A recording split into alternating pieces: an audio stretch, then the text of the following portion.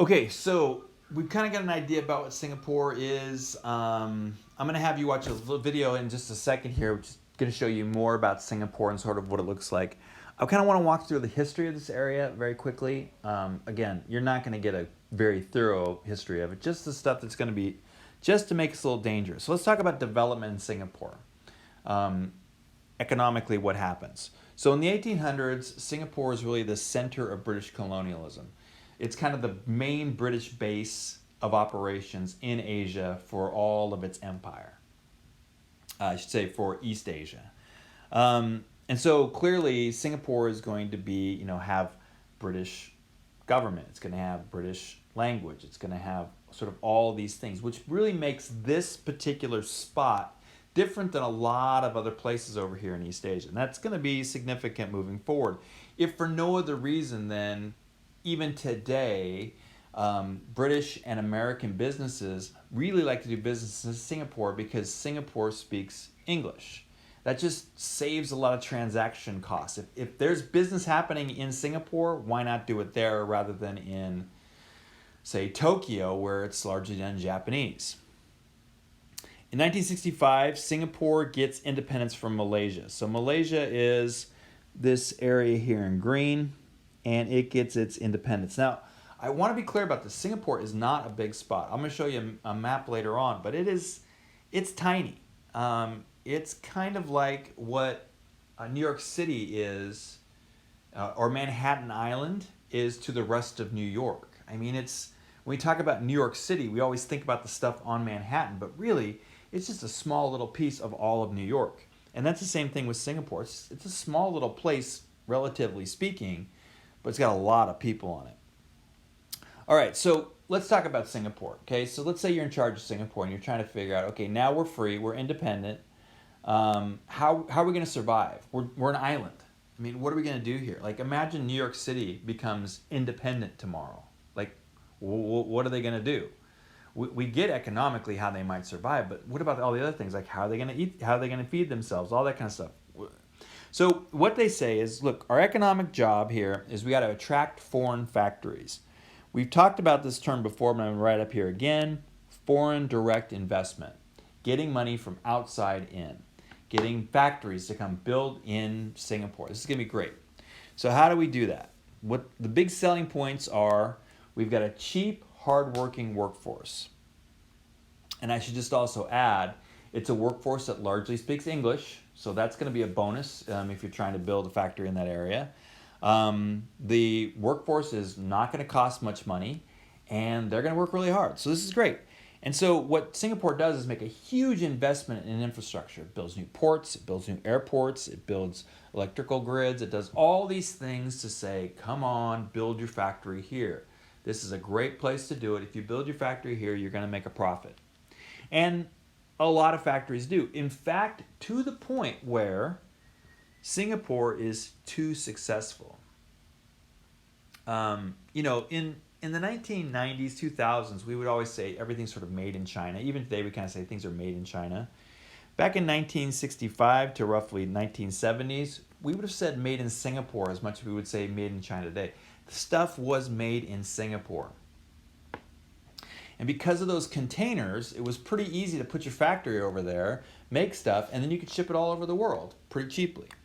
This turns out to be too successful. And what happens is, obviously then, the demand for labor increases because as you have more factories, every factory that gets in there, you need people to put in those jobs. At some point, the number of factory jobs surpasses the population. And so what's going to happen then with wages? Wages are going to increase because now I need to, if I'm a worker, I can just go to the next place and the next place. So you need to pay me more to keep me on. Wages increase, profits decrease, and all of a sudden building my factory here, was that a good idea?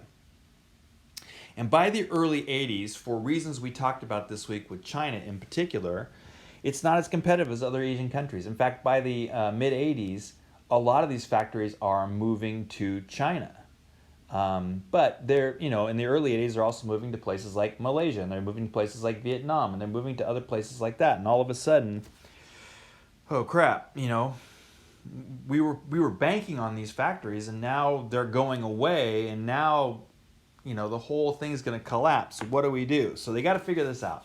And what they decide to do is Singapore decides we're still going to make stuff. We're just going to make the harder stuff to make. So they shift to high-tech industry.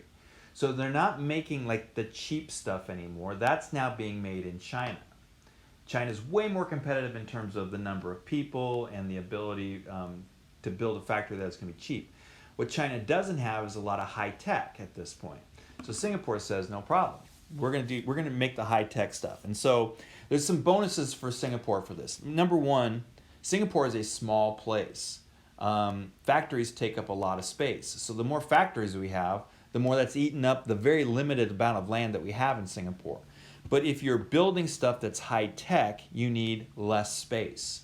You can build, value-wise, you can build $1 million worth of stuff in half the amount of space or even less. So it needs less space and it fits better in an urban environment, which Singapore is, that's all it is. It's a big city. Singapore also tended to have a higher education than a lot of other areas in Asia. And so what they could do is take the workforce and just give them a little bit more education that they're going to need for the high-tech industry. So they invest a little more in higher education, and now you have a workforce that's able to do the more technical things, like make transistors instead of making, wooden frames. So now, if you're going to use this workforce, it's going to have higher wages. They're more skilled, and so they're going to be higher wages, and that's good, but it's still going to be cheaper than similar factories that you're going to build in the US and the EU. And so you can't compete with China, but you can compete with the US and EU. And so now factories building high-tech stuff moves over here. And in about the 80s, there's this boom in Singapore. Can I just go back really fast here? You can see in the mid-80s right here, things kind of pick up pretty well here. This is here was the growth before, which was good. Here's the growth after that. What we're going to see, it's not on this particular thing, but they're going to do one more thing that's going to send growth like that here after that sort of is done. Okay, this is great.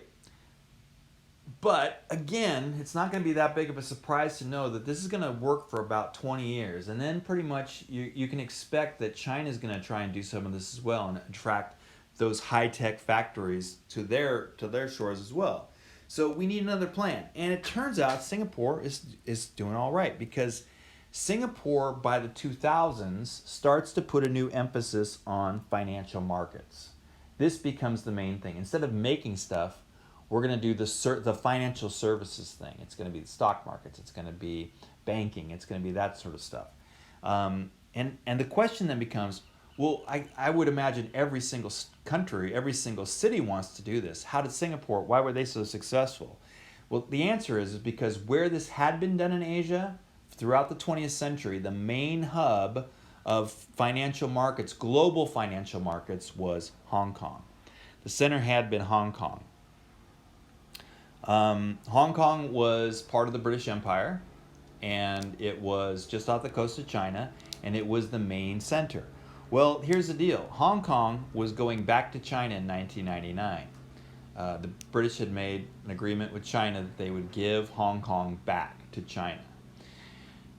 China said, we're not going to change anything, we're going to keep it just the way it is. But people were a little skeptical about that, saying, are you really going to keep it the way it is? Is Hong Kong really going to be the best place to have these businesses and all that?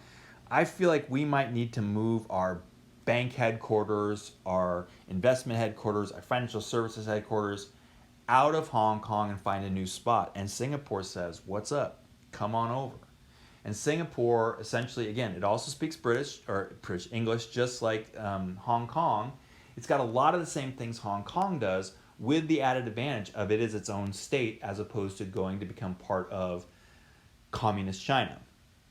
And so a lot of the financial market headquarters and all that moved to Singapore, and that's really what Singapore is today. It is still an industrial center, but I'll talk about why it's different today. It still has the largest port because of the location. It's just perfect for that, the oil refineries. But it also has this, which makes the economy just go through the roof. And you're going to watch a video right now which sort of talks about Singapore's economic success.